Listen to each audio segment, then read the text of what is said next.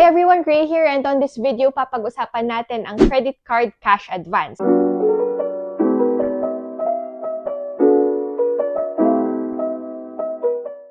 So ano nga ba ito?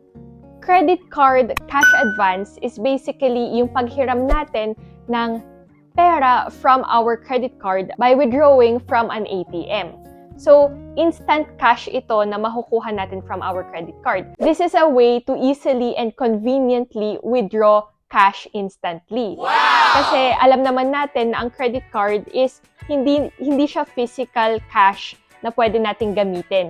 Kailangan i-swipe para magamit yung credit card natin. Ang kagandahan dito sa cash advance is that we can acquire the cash instantly. Pwede din natin gamitin ito locally or internationally. So, paano nga ba mag-withdraw?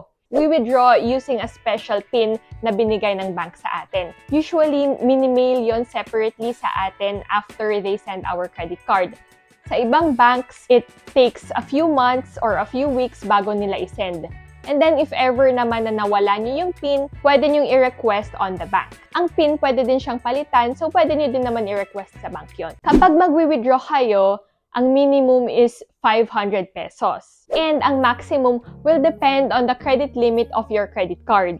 So, usually, a percentage siya of your credit limit. Hindi siya the same as your credit limit. For example, you have a 250,000 peso credit limit, ang cash advance could be 75,000. Yun yung cash advance limit mo. If you're not sure, makikita nyo yun sa document na sinend ng bank that comes with your credit card. So, ang ganda ng perks ng cash advance, right? Instantly, pwede kayong mag-withdraw ng cash from your ATM. But, there's a catch. Madaming fees involved sa pag-cash advance. One of them is yung 200 peso transaction fee. Aside from that, meron ding interest rates from the day na in-acquire mo yung pera. The interest rates depend on the bank. And then, meron din yung finance charges. In addition, yung mga charges from the ATM na pinag-withdrawhan nyo if it's not your local bank. Magre-reflect itong mga charges on your next billing statement. So, very risky na mag-cash advance from your credit card. It's a big help for emergency purposes, but I advise as much as possible, huwag nyo to gagamitin.